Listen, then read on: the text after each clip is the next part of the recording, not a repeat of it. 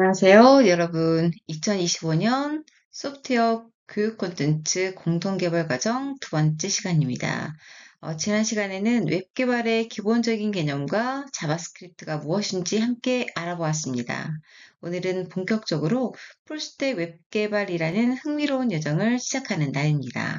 자, 그럼 우리 함께 힘차게 두 번째 강의를 시작해 볼까요? 자, 지난 1강에서는 웹 개발의 기본 개념과 자바스크립트의 역할에 대해서 알아보았고, 직접 개발 환경까지 설정하는 시간을 가졌습니다. 이제 모든 준비가 끝났으니까요. 오늘부터는 자바스크립트라는 언어의 기본을 다져보는 시간을 갖겠습니다.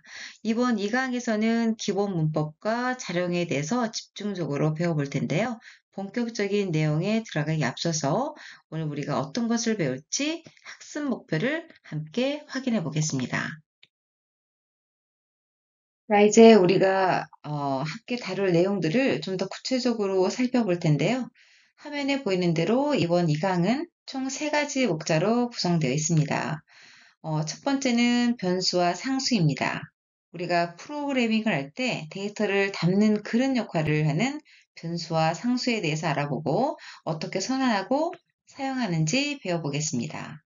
두 번째는 자료형입니다. 숫자, 문자열, 논리값 등 자바스크립트가 어떤 종류의 데이터를 다루는지 이해하는 시간입니다. 이는 코드를 작성할 때 매우 중요한 기초가 됩니다. 그리고 마지막 세 번째는 연산자입니다. 더하기, 빼기, 곱하기와 같은 산술 연산자부터 비교 연산자, 논리 연산자 등 다양한 연산자를 통해 데이터를 어떻게 처리하고 조작하는지 배워보겠습니다.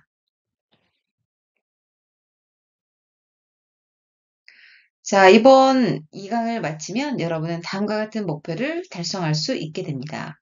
첫 번째 목표는 변수와 상수를 구분하여 사용할 수 있는 것입니다. 데이터를 담는 그릇인 변수와 상수의 차이점을 명확히 이해하고 각각의 상황에 맞게 코드를 작성할 수 있게 됩니다. 두 번째, 변수를 선언하고 값을 저장하거나 변경할 수 있는 것입니다. 직접 변수를 만들고 원하는 데이터를 넣거나 수정하는 방법을 배워보겠습니다. 세 번째 목표는 다양한 연산자를 사용해서 계산을 수행할 수 있는 것입니다. 덧셈, 뺄셈과 같은 기본적인 연산은 물론 비교와 논리 연산자 등 여러 연산자를 활용하는 방법을 익히게 됩니다. 그리고 마지막이자 가장 중요한 목표, 변수와 연산자를 활용해서 간단한 조건 판단 및 프로그램을 만들 수 있는 것입니다. 오늘 배우는 내용들을 조합해서 스스로 작은 프로그램을 만들어 보는 경험을 하게 됩니다. 자, 그럼 우리 함께 첫 번째 목표인 변수와 상수부터 힘차게 시작해 보겠습니다.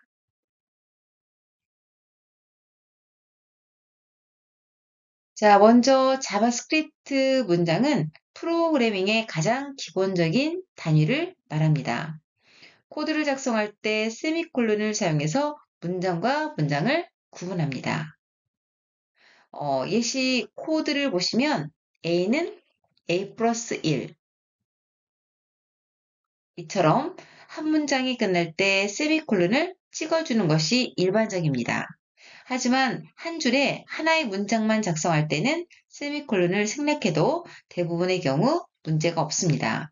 하지만 A는 A 플러스 1, 다음에 B는 B 플러스 1과 같이 한 줄에 여러 문장을 작성할 때는 세미콜론으로 문장을 명확하게 구분해 주어야 합니다. 자, 다음은 주성문입니다. 주성문은 코드를 설명하기 위해서 사용하고요. 코드 실행에는 전혀 영향을 주지 않습니다. 개발자가 코드의 의도를 남기거나 나중에 코드를 수정할 때 참고하기 위해서 사용합니다. 주석을 작성하는 방법은 다음과 같이 두 가지, 한 줄 주석을 표현하는 방법과 여러 줄 주석을 표현하는 방법 두 가지가 있습니다. 자, 이렇게 자바스크립트 코드를 구성하는 가장 기본적인 단위인 문장과 주석에 대해서 알아보았습니다. 다음 슬라이드에서는 식별자에 대해서 본격적으로 배워보도록 하겠습니다. 이전 슬라이드에서 자바스크립트의 기본적인 문장과 주석에 대해서 알아보았습니다. 이제 변수나 함수와 같은 이름을 만들 때 사용하는 규칙, 즉 식별자에 대해서 알아보도록 하겠습니다. 자바스크립트에서 식별자는 대상을 구별해주는 이름표입니다. 우리가 변수를 만들 때 붙이는 이름, 콘스트로 선언한 상수의 이름, 그리고 함수를 정의할 때 사용하는 함수 이름, 이 세 가지가 모두 식별자죠. 쉽게 말해 데이터와 동작을 프로그램 안에서 호출하거나 조작하기 위해서 붙여두는 별칭이라고 이해하시면 됩니다. 자, 그러면 식별자의 규칙을 알아보도록 하겠습니다.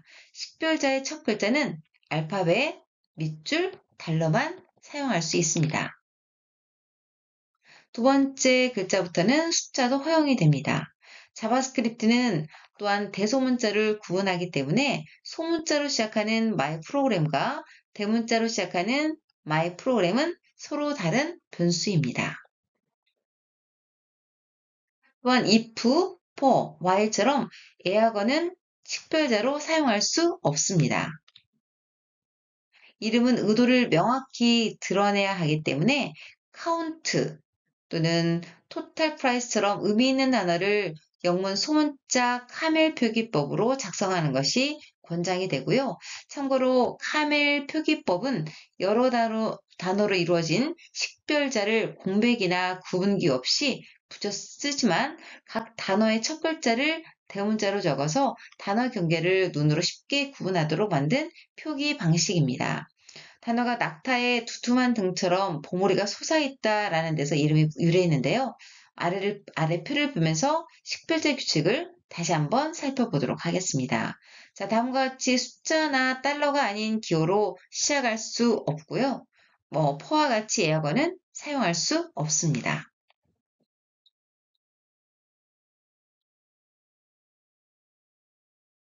자, 이전 슬라이드에서 자바스크립트의 기본적인 문법과 식별자 규칙을 알아보았습니다. 자, 이제부터는 우리가 앞으로 다루게 될 데이터의 종류, 즉 자료형에 대해서 알아보도록 하겠습니다. 자, 자료형이란 데이터의 형태에 따라 데이터를 분류하는 것을 말합니다. 자바스크립트는 여러 자료형이 있지만 오늘은 가장 기본적인 숫자, 문자열, 그리고 불자료형에 대해서 살펴보도록 하겠습니다. 자, 첫 번째는 숫자 자료형입니다. 자바스크립트는 소수점이 있는 실수와 소수점이 없는 정수를 모두 같은 넘버 타입으로 인식합니다. 예를 들어서 123이라는 정수와 123.56이라는 실수를 모두 숫자 자료형으로 다룹니다. 두 번째는 문자열 자료형입니다. 문자를 포함한 데이터는 큰 따옴표나 작은 따옴표로 감싸서 표현합니다. 예시처럼 우리나라 A, 1, 2, 3은 모두 문자열입니다. 또한 자바스크립트에는 따로 문자 타입이 없고 모든 문자는 문자열로 처리됩니다. 그리고 오른쪽에 보시면 널이라는 키워드가 있는데요. 이것은 값이 없음을 명시적으로 표시하는 특수한 키워드입니다. 마지막 세 번째는 불자료형입니다. 불자료형은 참 또는 거짓 두 가지 값만 가집니다. 주로 어떤 조건이 맞는지 틀린지를 판단할 때 사용합니다. 참고로 널과 unfind에서 널은 값을 의도적으로 비어있음을 명시하는 특수 키워드이고요. unfind 같은 경우에는 값이 할당된 적이 없음을 나타내는 엔진의 기본 상태를 의미합니다. 두 값을 구분하지 못하면 조건식에서 예기치 않은 버그가 발생할 수 있으니까요. 반드시 의미를 기억해야 합니다. 자, 이렇게 자바스크립트의 가장 기본적인 자료형에 대해서 알아보았습니다. 이전 슬라이드에서 자바스크립트의 기본적인 문법과 식별자 그리고 데이터 종류에 대해서 알아봤습니다. 이제 그 지식을 활용해서 변수에 대해서 좀 더 깊이 배워보도록 하겠습니다. 변수는 실행 중 변할 수 있는 데이터를 가리키는 이름, 그리고 상수는 변하지 않는 데이터를 가리키는 이름입니다. 자바스크립트에서 변수나 상수를 선언한다는 것은 메모리에 식별자를 등록하고 값을 저장할 공간을 확보한다는 뜻입니다. 지금부터는 변수를 어떻게 선언하는지 살펴보도록 하겠습니다. 자, 아래는요, var과 let 그리고 const를 이용해서 변수를 선언한 예입니다. 참고로 자바스크립트에서는 변수 타입이 없기 때문에 변수 타입을 선언하지 않습니다. 다음과 같이 정수를 의미하는 int로 변수를 선언하면 오류가 납니다. 또한 변수에 저장하는 값에 대한 제약이 없습니다. myprogram이라는 변수에 정수, 그리고 실수, 그리고 혹은 문자를 저장할 수 있다는 거죠. 자, 그리고 아래에는요, var과 let을 이용한 변수의 선언과 초기화를 보여주고 있습니다.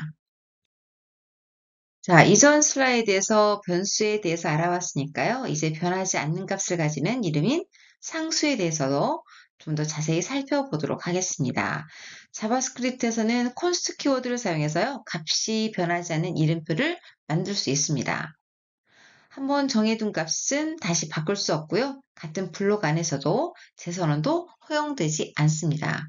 자, 예를 들어서 const 파이는 3.14와 같이 원주율을 상수로 선언했다고 가정해 볼게요. 근데 만약 잠시 후에 오타였네 하고 파이는 3.1456과 같이 시도를 하게 되면 브라우저가 즉시 오류를 띄워서 이 값은 고정돼 있으니 수정할 수 없다라고 알려주게 됩니다.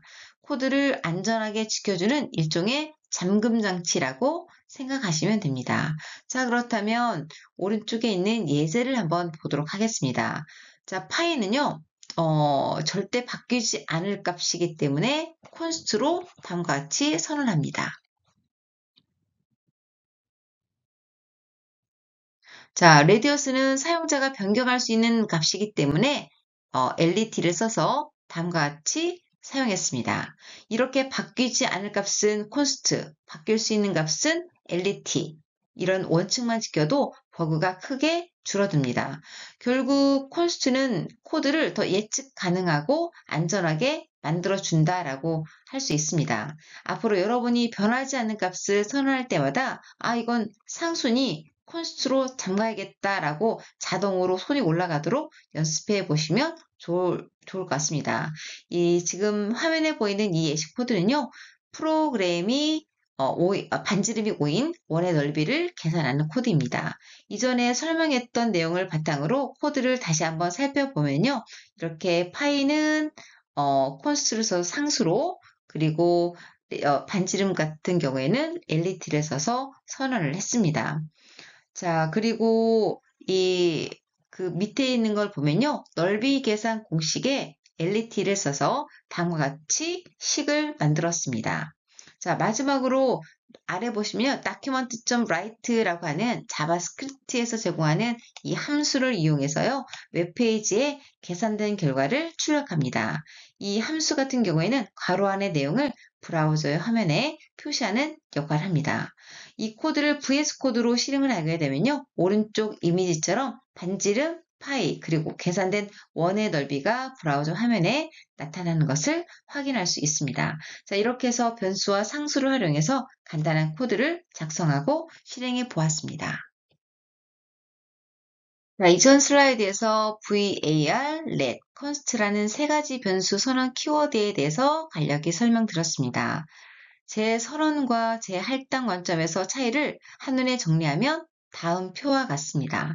자, 먼저 제 선언 측면에서 보면 var은 이미 선언된 변수를 다시 선언할 수 있습니다. 예를 들어서 varx는 10을 선언한 뒤에 다시 varx는 20을 작성해도 오류가 발생하지 않는다는 거죠. 하지만 let과 const는 한 번 선언된 변수는 다시 선언할 수 없습니다. 이 점이 var과 가장 큰 차이점 중 하나입니다. 자, 재할당은요, 변수의 새로운 값을 할당하는 것을 말합니다. var과 let은 모두 재할당이 가능합니다. 하지만 const는 한 번 값이 할당되면 다시 값을 변경할 수 없기 때문에 재할당이 불가능합니다. 자, 먼저 let 키워드를 한번 보겠습니다. let 키워드는요, var보다 사용이 권고되는 키워드입니다. let은 var과 달리 동일한 변수를 재선언할 수 없어서 개발자의 실수로 변수가 재선언되는 것을 방지할 수 있습니다. 자, 오른쪽 예시 코드를 보면요, varx는 10과 그리고 varx는 20 연속으로 작성해도 문제가 없습니다. 하지만 let은 let x는 10으로 선언한 뒤에 그리고 다시 x는 20을 선언하면 오류가 나는 것을 볼 수가 있습니다. 자, 그래서 새로운 코드를 작성할 때는 기본적으로 let을 값이 절대 바뀌지 않는다면 const를 사용하는 것이 현대 자바스크립트의 사실상 표준이라고 할 수 있습니다.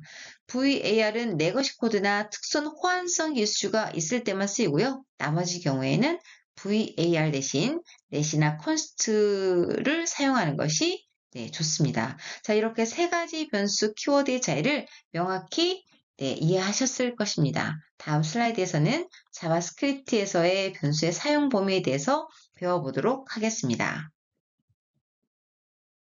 자, 이전 슬라이드에서 var, let, const의 차이점을 표로 비교해봤습니다. 특히 let이 var보다 사용이 권장되는 이유 중 하나가 변수의 사용 범위를 더 명확하게 제한하기 때문이라고 말씀드렸습니다. 이번에는 이 변수의 사용 범위, 즉 스코프에 대해서 자세히 알아보도록 하겠습니다. 자바스크립트에서 변수가 살아 움직일 수 있는 범위를 스코프라고 부르는데요. 이 큰 그림으로 보면 세 가지 단계가 있어요. 전역 변수, 지역 변수, 그리고 블록 변수입니다. 표를 보면서 하나씩 살펴보도록 하겠습니다. 자, 전역 변수는요, 어디서든 보이는 광역 변수로 한번 만들면 모든 스크립트에서 접근 가능하다는 게 장점이지만 다른 코드가 값을 덮어 쓰면 예측이 어려워지는 단점이 있습니다. 지역 변수는 함수한 전용 개인 공간이라고 할 수 있습니다. 즉 변수가 함수 경계를 절대 넘어가지 못합니다. 생명 주기는 함수 호출이 끝나면 즉시 메모리에서 사라지기 때문에 깨끗이 초기화됩니다. 필요한 순간에만 존재했다가 사라지기 때문에 메모리 사용이 효율적이죠. 그리고 블록 변수는 중괄호 안에서만 유효하고 let 또는 const로 선언했을 때만 블록 스코프가 적용이 됩니다. 특히 var은 여전히 함수 스코프이기 때문에 for 루프 안에서 선언하더라도 루프 밖에서 보이는 점이 차이라고 할 수 있습니다. 생명 주기는 중괄호가 닫히면은 변수가 바로 소멸하기 때문에 루프마다 조건문마다 깨끗한 값으로 재선언이 가능합니다. 보통 실무에서는요, let과 const를 권장합니다. 이유는 첫째, 재선언 방지입니다. let과 const는 같은 스코프에서 다시 선언하면 오류를 던져서 실수를 초기에 차단하기 때문입니다. 둘째, 범위 한정입니다. 즉 필요한 곳에서만 보이게 해줘서 버그 추적이 쉬워집니다. 그리고 세 번째로는 불변성 관리입니다. 변하지 않는 값을 const로 잠궈두면요, 동료 개발자가 실수로 바꾸는 일을 막을 수 있습니다. 정리하자면 전역은 최소화하고요, 함수 블록 스코프를 적극 활용하는 것이 현대 자바스크립트의 기본 설계 원칙입니다. 이렇게 하면 코드가 예상한 대로만 동작하고 협업할 때도 내가 안 보이는 곳에서 누가 값을 바꿨을까 하는 걱정도 크게 덜 수 있습니다. 변수의 사용 범위를 명확히 이해하는 것은 복잡한 프로그램을 만들 때 오류를 줄이는 데 매우 중요합니다. 다음 시간에는 오늘 배운 변수, 상수, 자료형을 활용해서 간단한 연산자를 다뤄보는 시간을 갖도록 하겠습니다. 자, 이전 슬라이드에서 변수의 사용 범위에 대해서 전역, 지역, 블록 변수로 나눠서 이론적으로 설명했습니다. 이제 실제 코드를 보면서 각 변수들의 사용 범위가 어떻게 다른지 예시를 통해서 명확하게 이해해 보도록 하겠습니다. 자, 화면에 보이는 코드를 함께 보겠습니다. 이 예제를 통해서 그 변수들의 작동 범위를 확인할 텐데요. 먼저 let 부분을 보도록 하겠습니다. 먼저 let x는 1일 부분은요. 네, 전역 변수입니다. 네, 이 변수는 프로그램 어디서든 접근할 수 있다라는 특징이 있습니다. 자, 다음으로 함수 부분을 한번 보도록 하겠습니다. 자, 테스트 스코프라고 하는 함수가 선언이 되어 있는데요. 이 안에서 네, 지역 변수가 다음과 같이 네, 선언이 됐습니다. 이 y는 지역 변수입니다. 그리고 if라고 하는 조건문 보이시죠? 자, 이 if라고 하는 조건문 안에서 b라고 하는 변수가 선언이 되는데요. 이 변수는 블록 변수입니다. 다시 말하면 b는 if문 안에서만 네, 살 수가 있습니다. 자, 그리고 다음과 같이 지금 b는 b 플러스 1과 같이 지금 다음과 같은 식이 있는데요. 이 부분은 네, 오류가 납니다. 이유는요. b가 if라고 하는 조건문에서 블록 변수로 선언이 됐기 때문에 이 밖에서는 네, 접근이 불가합니다. 자, 그리고 이 y는 y 플러스 1이라고 하는 식에서도 볼 수 있듯이 이 부분도 봐도 오류가 나는데요. 이 지역 변수도 함수 안에서만 존재가 가능하기 때문에요. 이렇게 다음과 같이 범위를 넘어서도 접근이 불가합니다. 하지만 x는 x 플러스 1과 같은 이런 전역 변수 같은 경우에는 네, 어디서나 접근이 가능하기 때문에 정상 실행이 됩니다. 자, 다음 예제를 한번 살펴보도록 하겠습니다. 자, 화면에 보이는 코드를 함께 보도록 하겠습니다. 이 예제는요, HTML 문서 안에서 자바스크립트 코드를 넣어서 변수의 사용 범위를 한눈에 보여주고 있는데요. 먼저 스크립트 코드 안을 보시면 let은 지역 전역 변수로 다음과 같이 선언이 되었습니다.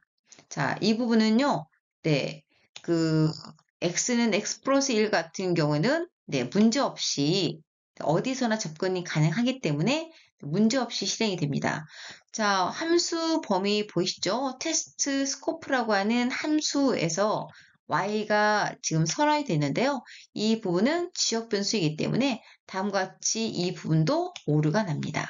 그리고 if문에서 b는 블록 변수이기 때문에 다음도 역시 앞에 이전 슬라이드에서 볼 수 있듯이 오류가 납니다. 따라서 지금 x밖에는 정상적으로 실행되지 않거든요. 그래서 b와 y는 오류가 납니다. 따라서 이 화면상에서 출력된 부분을 보면요. 다음과 같이 x, y, z 모두 x, y, b가 모두 출력이 되지 않습니다. 왜냐하면 x는 정상적으로 실행이 되지만 y와 b가 이미 오류로 비정상 실행이 되기 때문에요. x에 영향을 줘서 아무것도 출력되지 않습니다.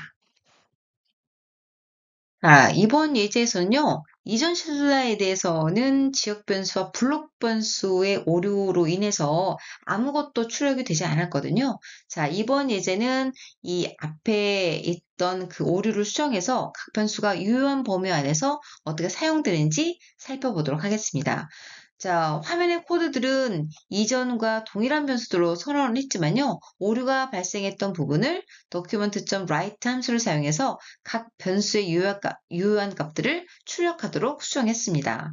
자, 먼저 이 부분은 똑같이 전역 변수로 네, 선언이 됐고요. 여기 테스트 스코프라고 하는 함수 안에서 y 부분이 네, 선언이 됐죠. 역시 지역 변수입니다. 마찬가지로 조건문 안에서 b가 블록 변수로 선언이 돼 있습니다. 자, 그렇다면 여기에서 마찬가지로 네, 이 document.write라고 함수를 이용해서 여기서 출력을 했죠. 그래서 블록 변수가 네, 다음과 같이 4로 출력이 됩니다. 그리고 이제 조건문을 넘어서 y는 y 플러스 1 같은 경우는 여전히 함수 안에서 존재하기 때문에 마찬가지로 y도 출력이 됩니다. 그리고 당연히 x도 출력이 되겠죠. 그래서 이전에 있던 그 범위를 조금 더 수정해서요. 이번에는 화면에 출력될 수 있도록 네, 코드를 수정했습니다. 이전 슬라이드에서 변수와 상수에 대해서 배웠는데요. 이제 변수에 할당되는 데이터 종류인 리터럴에 대해서 알아보도록 하겠습니다. 리터럴은 우리가 직접 작성하는 데이터 값 그 자체를 의미합니다. 자, 표를 보면요. 리터럴은 데이터 종류에 따라 여러 가지로 나누는데요. 정수는 10진수 외에도 8진수, 16진수로 시작할 수 있습니다. 자, 예를 들면은 K는 let K는 20 처럼 이 20은 바로 숫자 리터럴을 의미하는 거죠. 그리고 let K는 0, 2, 0에서 이거는 8진수를 의미하는데요. 8진수를 보통 숫자 0으로 시작하고 그리고 10진수는 다음과 같이 0, 숫자 0x로 시작을 합니다. 그래서 0, 2, 0 같은 경우에는 10진수 24를 의미하고요. 0x, 2, 0은 10진수로는 14를 의미합니다. 그리고 실수는 소수점이나 지수형으로 표현할 수 있습니다. 그리고 논리는요, true와 false 두 개의 값을 가집니다. 그리고 문자열은 다음과 같이 큰 따옴표와 작은 따옴표를 이용해서 표현을 하고요. 그리고 널은 값이 없음을 명시적으로 나타내는 특수 키워드입니다. 그리고 NaN은 not a number, 즉 숫자가 아님을 나타내고요. 숫자가 아닌 값과 숫자 값을 연산하는 경우와 같이 숫자가 될 수 없는 계산 결과일 때 자동으로 발환되는 값입니다. 이처럼 리터럴을 이해하는 것은 자바스크립트에서 데이터를 다루는데 매우 중요합니다. 자, 이전 슬라이드에서 데이터 종류 중 하나인 널에 대해서 잠깐 언급했었는데요. 이번에는 널과 unfind의 차이점을 표와 예시 코드를 통해서 좀 더 명확히 알아보도록 하겠습니다. 널과 unfind는 같은 빈값이라도 의미가 좀 다릅니다. 두 값을 비교하는 표와 간단한 실수 코드가 함께 제시되어 있는데요. 두 값을 비교하자면 unfind는 빈 서류 상자, 즉 아직 아무것도 넣지 않았다를 의미하고요. 널은 쓰레기통, 예, 스티커를 붙여서 이 상자를 비워두기로 확정했다라는 표시 정도로 네, 어, 말할 수 있습니다. 즉, 널은 값이 없다를 의도적으로 확정하는 표시이고요. unfind는 아직 값이 정해지지 않았다는 것을 자동으로 뜻합니다.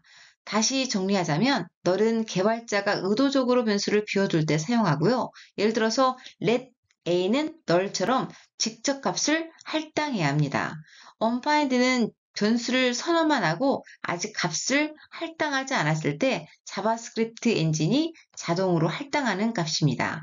타입 측면에서도 약간 차이가 있습니다. 널 타입은 오브젝트인 반면에 unfind 타입은 unfind입니다. 이제 실제로 코드를 보면서 그 차이를 확인해 보도록 하겠습니다. 자, 화면에 보이는 예시 코드를 함께 볼까요? 이 코드는요, 두 개의 변수를 선언한 후에 값과 타입을 출력하고 있습니다. let a는 널, 이 부분은 변수 a에 개발자가 의도적으로 값이 없음을 나타내는 널을 할당한 것입니다.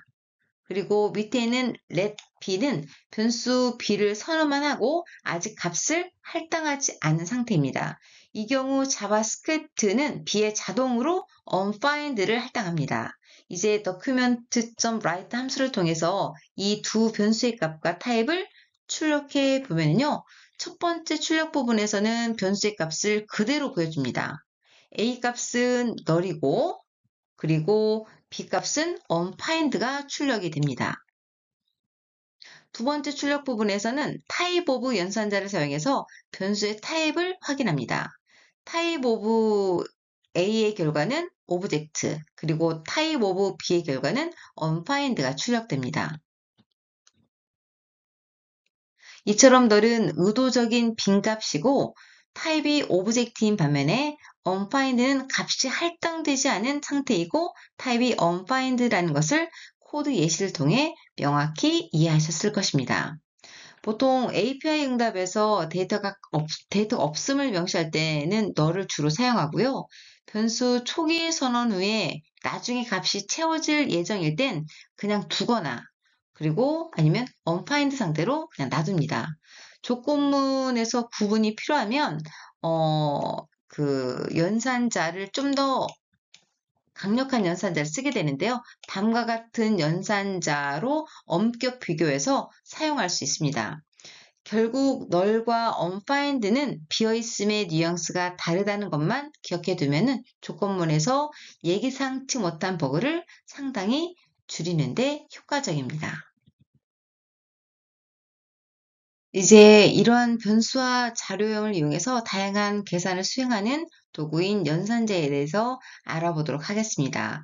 이 화면의 표는요, 자바스크립트의 주요 연산자들을 종류별로 정리한 것입니다.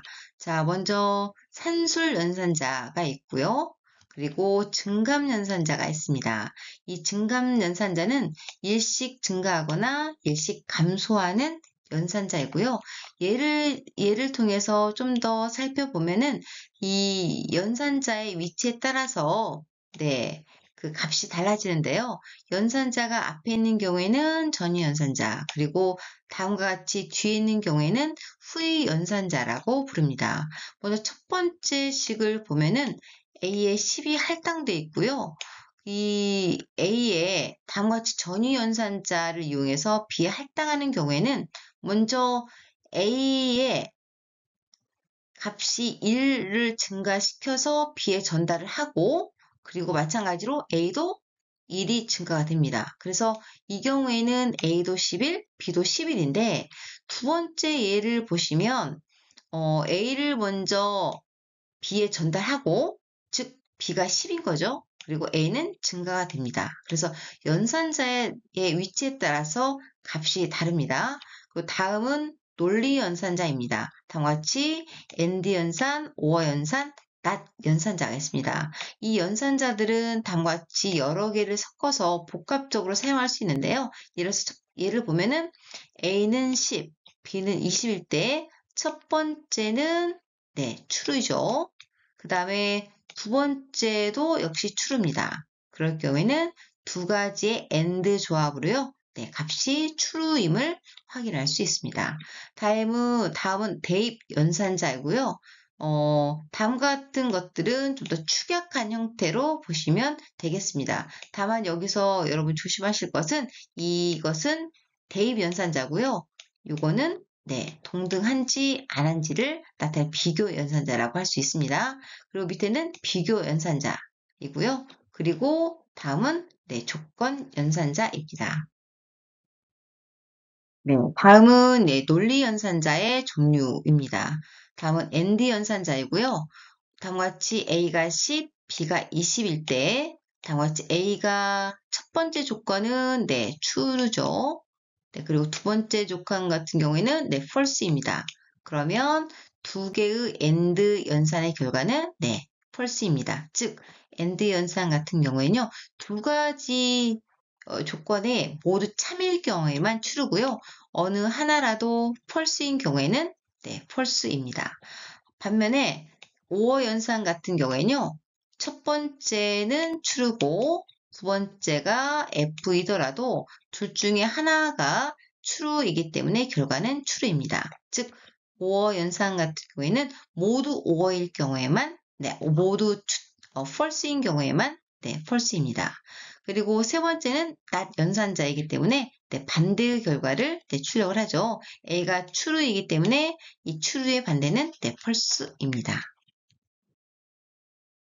이전 슬라이드에서 자바스크립트의 다양한 연산자 종류를 이론적으로 살펴보았습니다. 이제 실제 코드를 통해서요, 자바 산술 연산자와 증감 연산자가 어떻게 사용되는지 알아보도록 하겠습니다.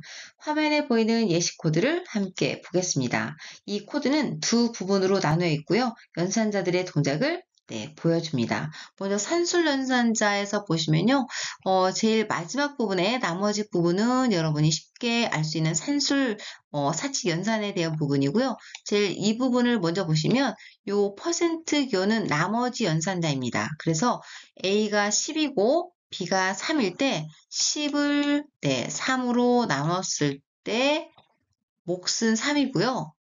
나머지가 1이 되겠죠. 그래서 요 결과를 네, 출력을 하게 됩니다.